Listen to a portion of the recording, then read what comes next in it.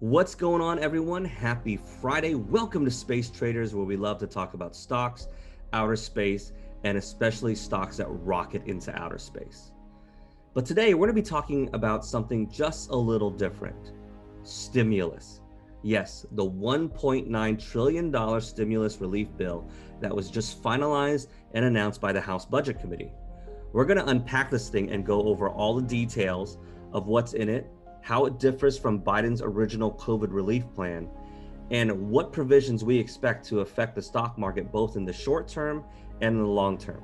We know that previous COVID relief plans had a significant impact on the economy, the recovery, and the market overall. So this one's going to be no different. In fact, we think a number of these provisions will have some lasting effects on the stock market and may change your investment strategy moving forward.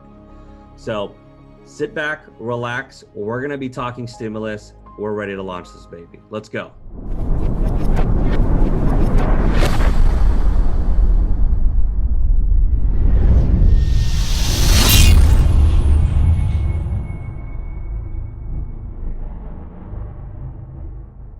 All right. Well, before we get started, I just want to take a quick moment and to thank all of these people from NASA on their amazing work yesterday in landing the new Mars rover, the Perseverance.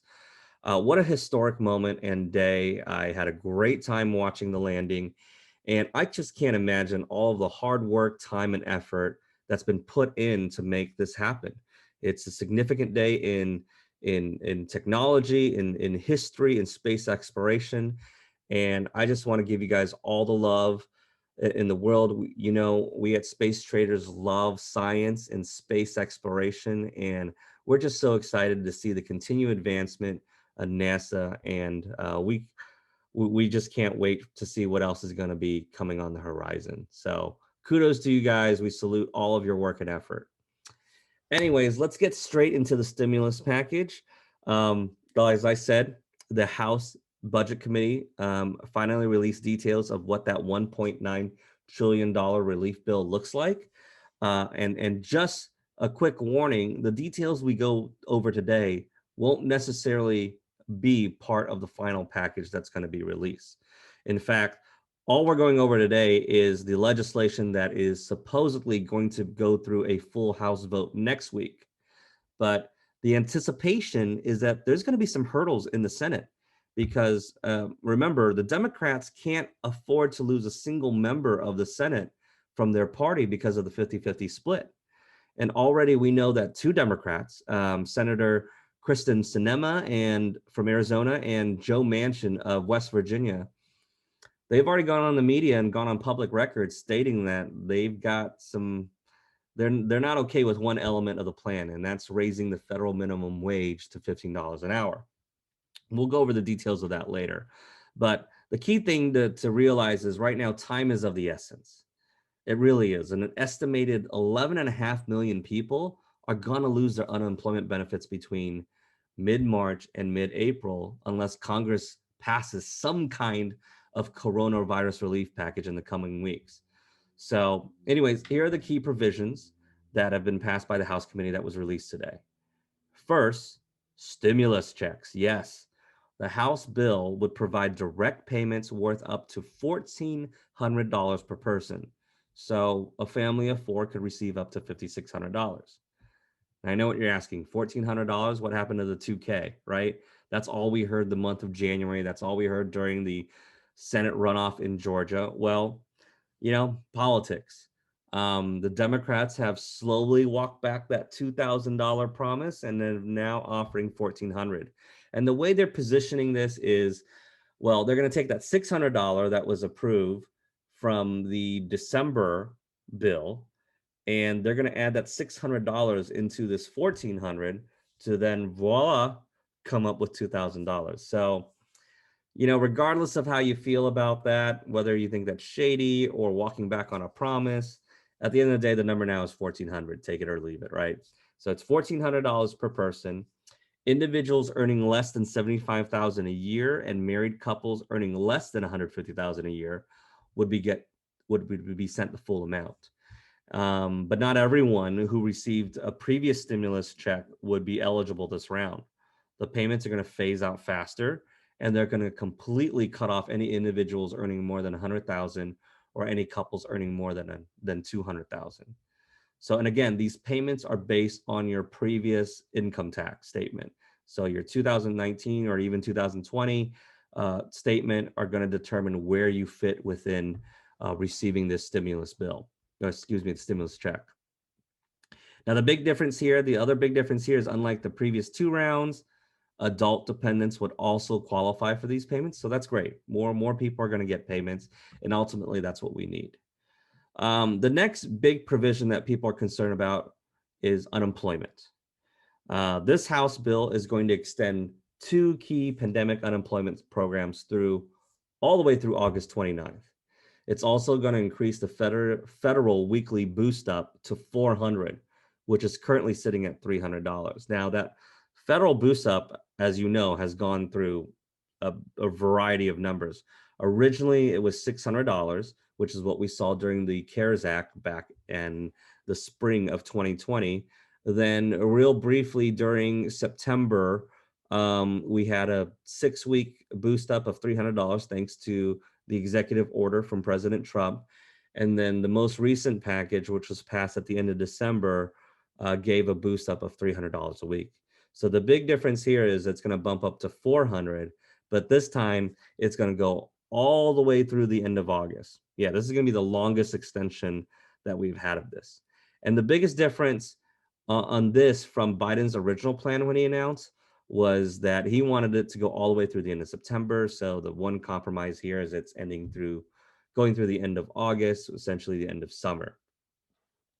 So, and this unemployment assistance extension includes all the folks that are on PUA, and those are the contract and gig workers, and everybody else that's on the PEUC, which is the extension of the regular unemployment benefits. So, if it wasn't for this proposal, a lot of benefits were going to end by middle of March, including not only the plus up, but also any form of unemployment benefit at all. Okay. So this is probably the most impacting provision of the plan. Let's see what else. Nutrition assistance. The House plan is also going to extend the 15% increase in food stamps benefits, and that's going all the way through September instead of having it expire at the end of June, which is currently where it's supposed to be at. The plan also includes $880 million for the Special Supplemental Nutrition Program for Women, Infants, and Children, also known as WIC. Biden has called for investing up to $3 billion in this program. So that's significant. Housing aid is another big concern, and this legislation would send roughly $19.1 billion to state and local governments to cover back rent, rent assistance, even utilities for at-risk and low-income households with unemployed members. So the Congressional Budget Office has stated that they want to cover all of these folks, and they're also going to give about $10 billion to states and tribes to provide mortgage payment assistance and other financial help to homeowners affected by the pandemic. So there's a lot of money being driven into the rental assistance and home ownership program. So that's really good. And I know some additional money is being funneled to homeless service support, housing counseling, mortgage support. So for all of you folks who are worried about the situation as both either a renter or a homeowner, this package is going to address some of those concerns. Now, something else that's raised the ire of a lot of Republicans has been tax credits for families and workers, and that this House bill is going to expand the child tax credit to $3,600 for children under 6 and $3,000 for children under 18. And it's also going to be fully refundable, so more low-income parents could take advantage of it. Plus, families could receive payments monthly rather than a lump sum once a year, which would make it easier on them to pay bills. This bill would also enhance the earned income tax credit for workers without children by nearly tripling the maximum credit and extending eligibility for more people. The minimum age right now to claim the childless credit would be reduced to 19, which it previously was at 25. And this time there's going to be no upper age limit at all. So uh, you can see why Republicans are a little bit upset about it and conservatives, because this would be the largest expansion to earn income tax credits since 2009. Yeah, since Obama's term. Let's see some additional provisions: education and childcare. This bill is going to provide nearly $130 billion to K to 12 schools to help students return to the classroom. And schools will be allowed to use the money to update their ventilation systems, reduce class sizes to help implement social distancing, stock up on personal protective equipment, and hire support staff. But it also would require that schools use at least 20% of the money to address learning loss by providing extended days or summer school, for example. And we know a lot of kids, they've missed out. I mean, there's no doubt that people are behind from where they need to be. And so being able to provide more money so that teachers and support programs can get these kids caught up is critical. Now, this money is also really critical to help prevent teacher layoff next year, when some states are going to be struggling to balance their budgets. So this pot of money, this 130 billion, is going to remain available for schools all the way through September of 2023. So this is really good. Now this bill is in line with what Biden had proposed, but it calls for more than 6 times the amount of funding for K-12 schools than a compromise plan by being offered currently by the Republicans. This House bill also includes nearly $40 billion for colleges. And these colleges would then be required to spend at least half that money to provide emergency financial aid grants to students. So altogether, what are we talking about here? We're talking about $170 billion authorized for K-12 and higher education. To put in perspective, last year, Congress approved a total of $112 billion between two relief packages that went to K-12 schools and colleges. So this is like ridiculous. It's more than the previous two relief bills combined. And then one other thing that I think is important to note is that this bill also includes $39 billion to child care providers. And so the amount of provider receipts would be based on operating expenses and their availability to pay employees and rent. This would help families struggling to pay the cost and purchase additional PPE and other supplies needed for these child care providers. As far as health insurance subsidies and Medicaid, this bill is going to make federal premium subsidies for Affordable Care Act policies more generous and would eliminate the maximum income cap for about 2 years. So, what that means is enrollees would pay no more than 8.5% of their total income uh, towards coverage, and that's down from currently 10%. And also, those earning more than the current cap of 400% of the federal poverty level, which is about $50,000, $51,000 for an individual, and $104,000 for a family of four, they're going to become eligible for help. In addition, the legislation would bolster subsidies for lower income enrollees and those collecting unemployment benefits, basically eliminating the premiums completely. And this bill would also provide assistance for those who want to remain on their employer plans through COBRA. So these laid off workers would pay only 15% of the premium through the end of September, though that can, still prove costly. If you've been on COBRA, excuse me, you know how expensive that is. Aids to states: that this legislation would provide $350 billion to state and local governments, as well as tribes and territories. And we've already talked about this before. A lot of states are going to run into budget problems over the next 2 years. And this money is to ensure that state employees, state workers don't get laid off, because that's definitely a big problem. And this money to state and local governments was really a big sticking point during negotiations in the previous administration. So I'm glad this is being thrown in there and not really being debated as much anymore. And then, of course, we can't ignore vaccines and testing. The House bill is providing about $14 billion for vaccines, $46 billion for testing, contact tracing, mitigation, and another almost $8 billion to hire about 100,000 public health workers to support coronavirus response. And that's been a big problem. We're still behind the 8 ball on this, still slow. And so more money needs to be pumped into this so that we can get out of this quick. There's also going to be about $25 billion that's going to be dumped in to address health disparities and protecting vulnerable populations. Now, I'm not really sure the details on that and how they're going to do that, but we'll see.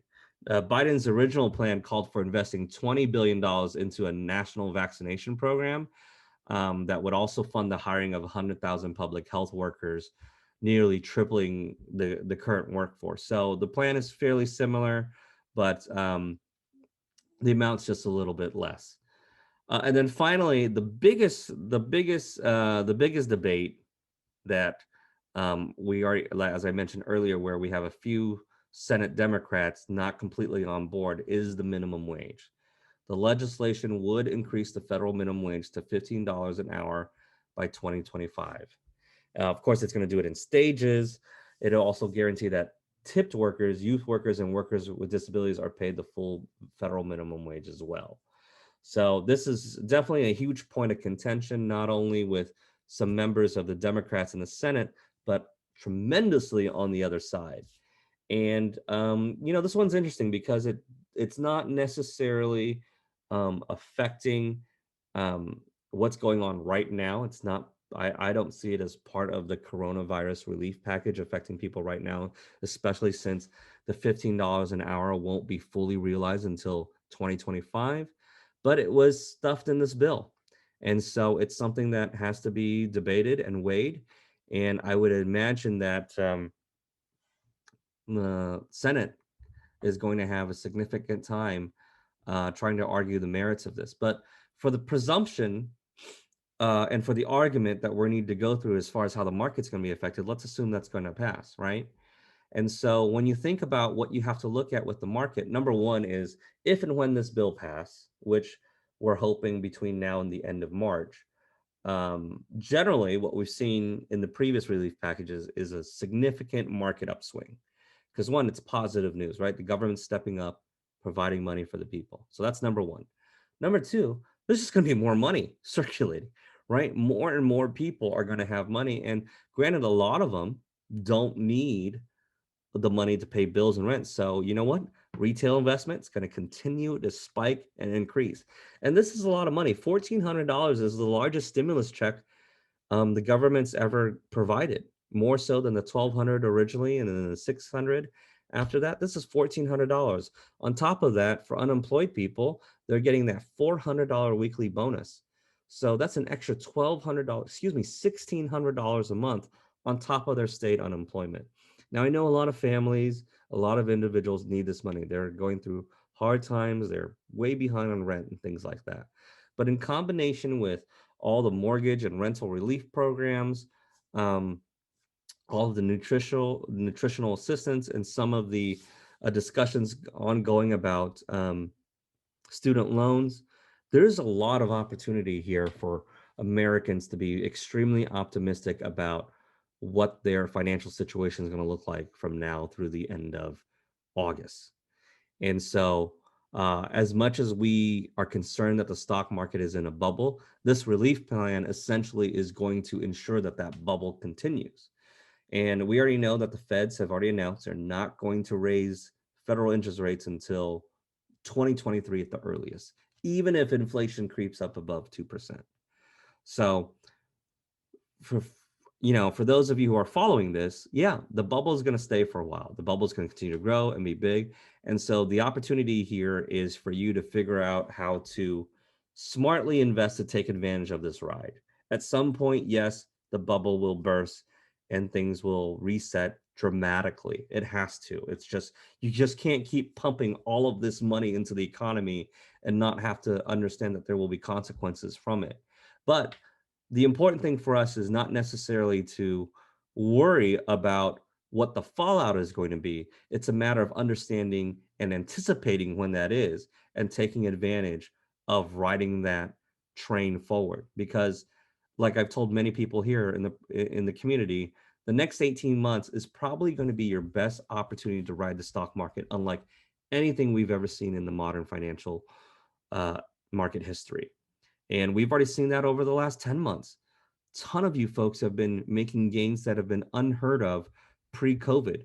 And it's much easier to read the tea leaves now And as more and more money keeps getting dumped into the economy, this is your opportunity. This is your chance to not only take a strong position in some long-term stocks that you want to protect for your future, but this is also the best time to make certain bets on make certain aggressive bets on things in the short term, because you've got a big opportunity here, and more people are increasing the net of their portfolio by being aggressive instead of playing it safe. And you know what?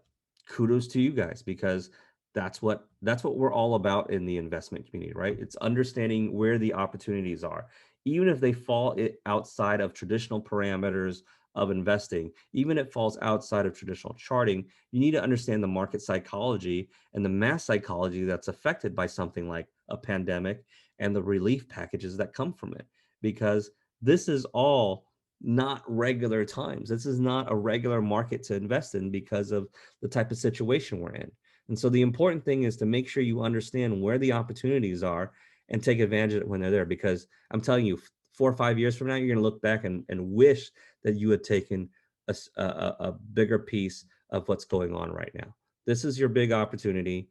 And short of this relief package not passing Congress, which I highly doubt, because if it needs to go through any changes, the biggest change they'll probably go through is eliminate that $15 minimum wage thing.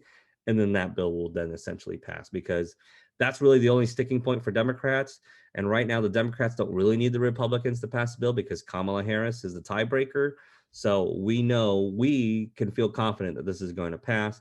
I think a little bit of that sentiment has already been baked into the current numbers, but with how slow it's been coming out of the gate once Biden took office, I think a lot of people have been nervous about it.